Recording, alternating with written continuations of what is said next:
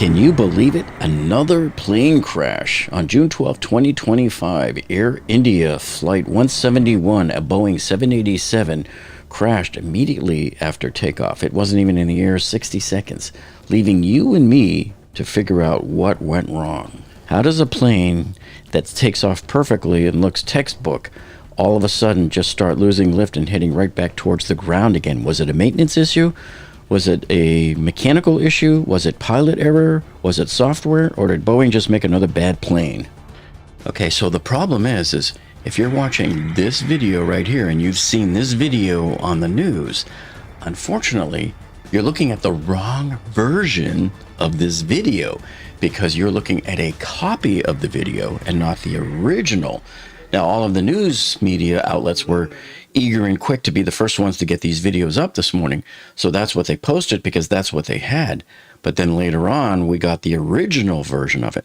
And it's this original version that I'm about to show you here that gives us clues into what might have happened to Air India Flight 171. On this Boeing 787-8 Dreamliner, right as it took off, something went wrong. What was it that went wrong? So let's take a look at these clues. Okay, so I'll show you what's wrong with this version. This is what they showed on CNN. See how you could tell it was shot off of a computer screen? And you can see the reflections on the screen. And you can hear people talking in the background. Now take a look at this newer version, which appears to be the original video to me. It's much clearer, and it starts a little bit sooner. And I want you to listen to the audio and tell me what you hear.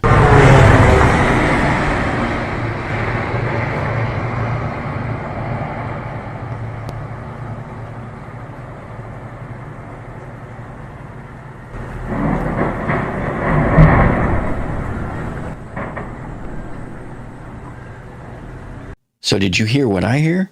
See, this is what being an engineer is we always look for patterns. We hear things, we see things, and I heard something different here. So I'm going to play this very first part of it just as the plane flies by. I'll play it like 3 or 4 times in a row for you. And I want you to listen to the sound that it's making as it flies right by the screen. It's going to go zoom. Listen to the shape of that sound.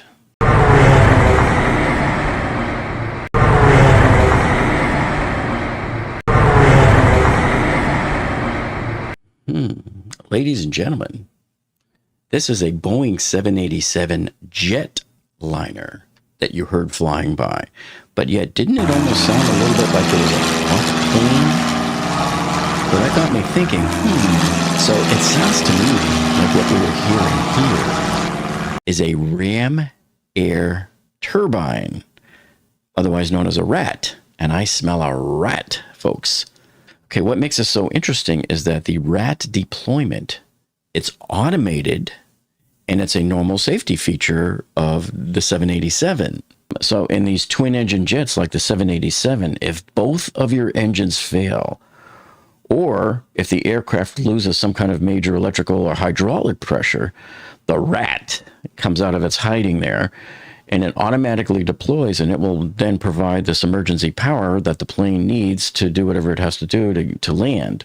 And so in the 787, they store the ram air turbine behind a small panel that's on the wing fuselage. And so it's a spring-loaded mechanism that automatically just pops this thing out. And so this is what I thought you were hearing here, is that buzz from the ram air turbine. So I'm going to show you here. This is a video clip from Japan Airlines that was making an emergency landing one time. And you'll see it deployed. And let's take a look at it. And you'll hear that same type of sound. Here, I'll show you what it sounds like. Here is a Japan Airlines plane coming in for an emergency landing. And you'll see it hanging down right here behind the rear wheels on the fuselage. And it's just a little turbine fan. And you'll hear it sound just like a small airplane with a propeller. So listen for it, and I'll show you when it's coming. You'll see it spinning right there as the plane comes in.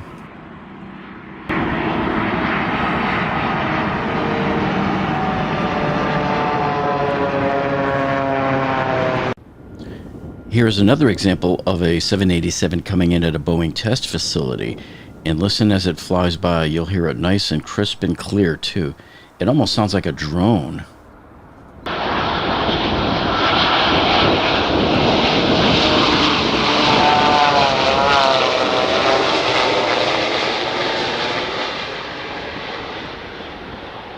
Okay, so this video was shot off of a computer screen also, and you can see the person who shot it moving the mouse around. There goes the plane down the runway. And when it clears behind that checkered building there is about the point when it's going to rotate and take off. So you can see the nose is lifting up right around there. So there it goes. So far everything looks smooth. I don't see any smoke, nothing burning. You can't really tell in this grainy video whether there's anything wrong with the plane. It gets up to about 600 feet or so right here. Now it's starting to go back down again. I can't tell if it's drifting over to the left or if it's just, you know, the angle and everything that this was shot at. But it is going right back down again here. So at some point, something went wrong there, and now it's going to crash back in there. And you don't actually see the plane hit. You just see a fireball off into the distance. And that was all that we had on this particular security camera video. Okay, so if we look here at the Flight Radar 24 data, it shows here's the takeoff.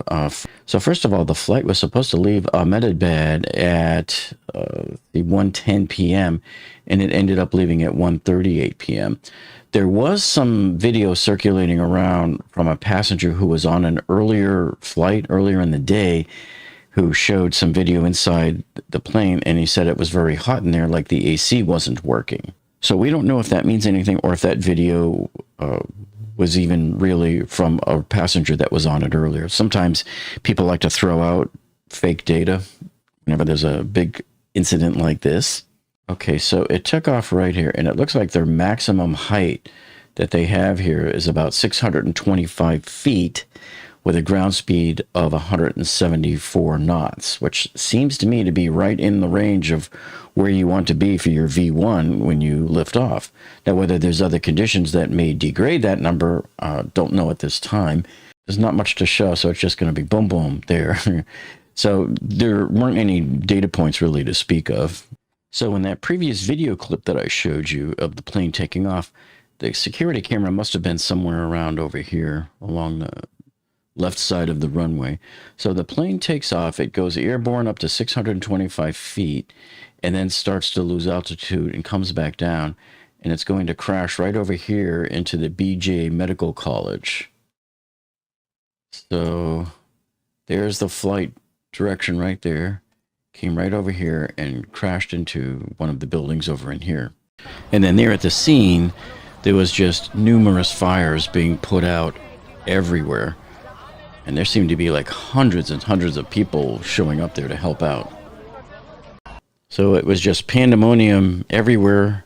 But at least it happened at a medical college where there's help right there.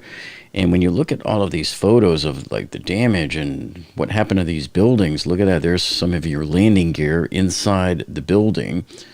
And then here's, looks like the rear end of the plane. It's hard to tell from that shot. That looks like the tail.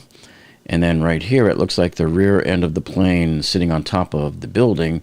And then you're going to see an aerial view of that same thing. So, man, this plane just got torn apart. And you would think nobody would survive this, but actually, ladies and gentlemen, take a look at Mr. Ramesh Vishwash Kumar, and I hope I pronounced his name right. I'm pretty sure I didn't.